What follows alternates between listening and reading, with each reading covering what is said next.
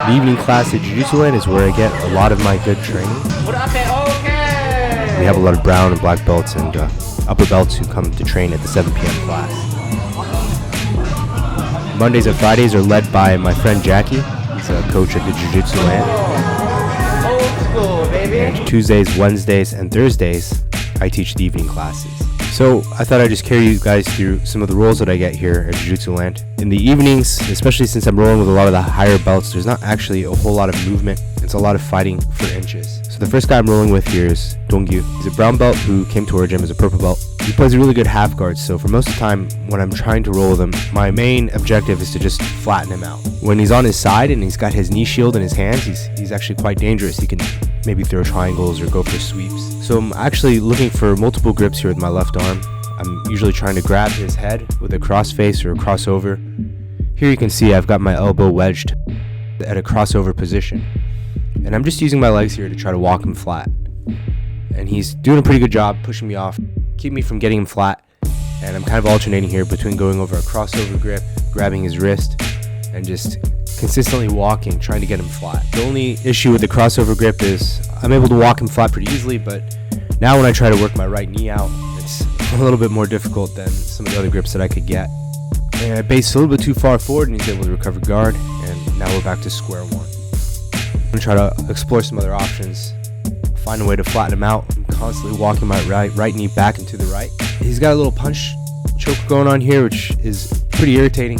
It's not enough to get a choke, but it's enough for me to retreat and kind of start back again. This left hand grip that I have here on the wrist is a really nice way to pin the shoulder. Wrist grab with that thumb up grip, it's a really good way to flatten another guy out, which is just not quite working. So if you're able to flatten someone out with the underhook on the far side here, you can actually get an advantage at a competition. Of course, at legal route we don't have any advantages, but it's like a more traditional way to try to pass the half guard. And he's going for the punch choke again, which is just enough to create enough space for him to bring back his knee.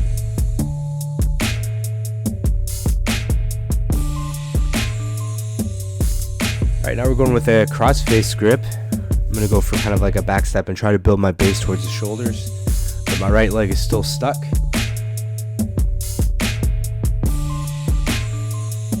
I switch over to a Superman grip, which is where you grab the head and the underhook. It's a really strong position here.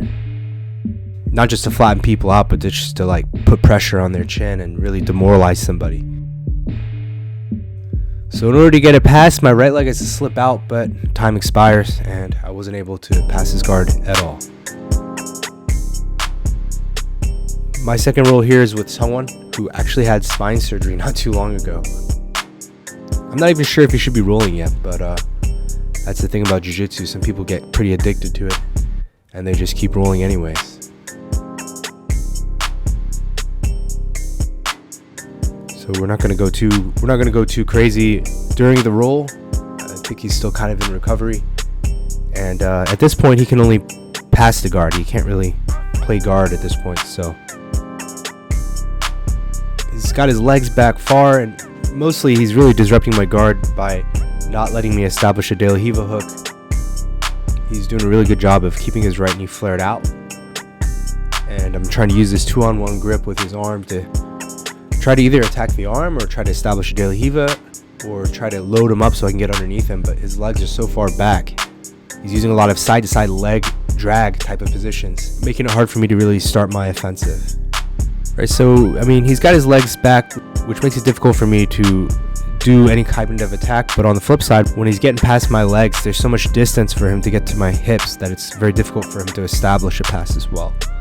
So there's a lot more movement when we're rolling here than say like in the previous roll. Even though he gets past my legs, it's not like a huge threat because there's so much space for me to just kind of pummel my legs back in.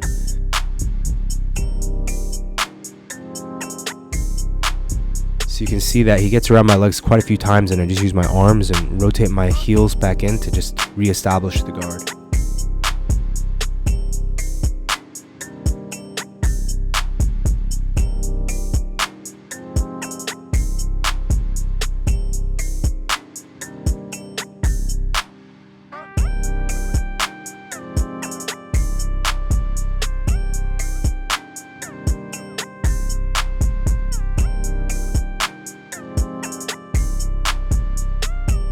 And eventually I'm able to sit up. I have a grip on his knee here, which prevents him from running, and with the hook I can kind of load him up and finish with a double. And we'll reset because he's not really able to play guard.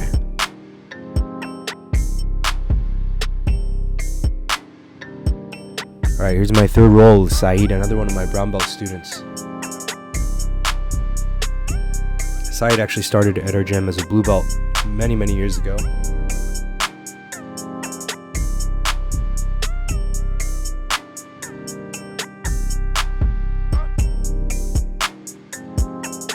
And I'm able to catch like this type of Leandro Low style low guard sweep where I load him up and catch a double.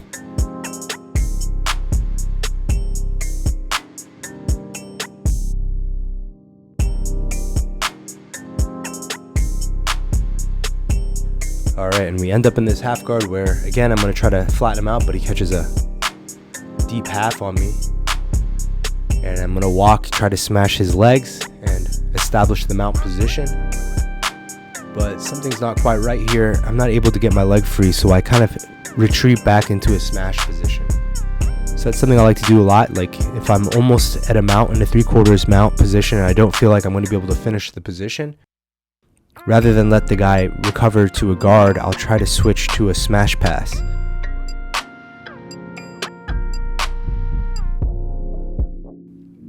And the smash pass fails. I've actually got my right knee pinned to the ground here, which lets me do a type of float passing where I can kind of try to rotate my hips to clear his legs, and I'm able to find an opening for a knee slide here.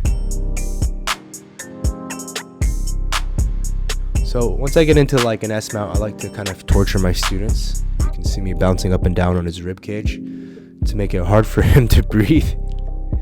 It's highly effective and lots of fun.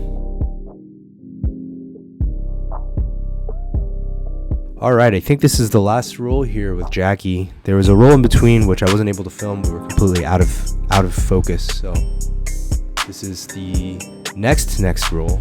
And with Jackie, he's also the coach at Jiu-Jitsu Land.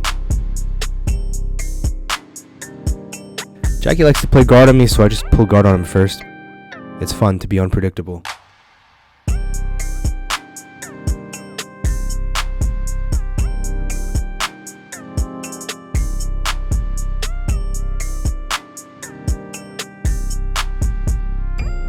Right, Jackie's doing a good job of pushing my leg to kind of stop me from establishing the type of guards that I like.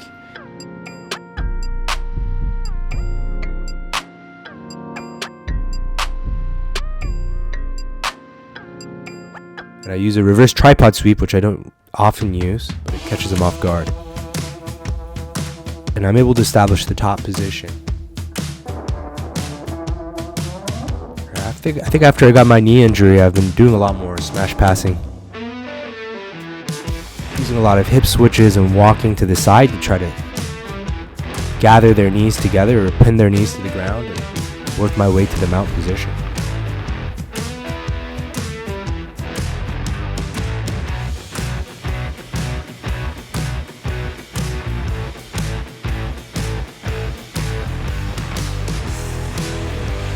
Jackie's able to pummel back to recover to his guard, and I'm immediately trying to pin this knee to the side. Walk my way into flattening his hips yet again. Once I'm able to flatten his hips, he's not really going to be able to use his legs very effectively, so I'm either trying to gather his knees, as you can see here, or I'm trying to smash them to the side here, which I was able to do. And I passed the guard, but he's actually got a choke going on here, a loop choke. And as I try to push back my head out, he's able to recover the guard before I can collect the pass.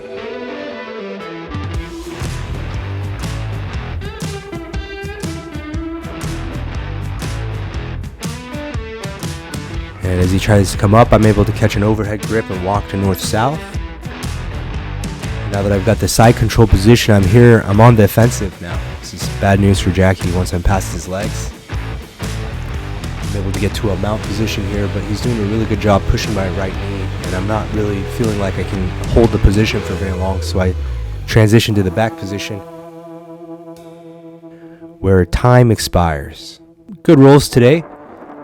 Nice to share these rules with you guys. It's been a while since I've actually filmed the evening class, but this is kind of how we do at Jiu-Jitsu Land. If you guys happen to be nearby, please come visit, and I'll talk to you guys. I'll see you guys soon.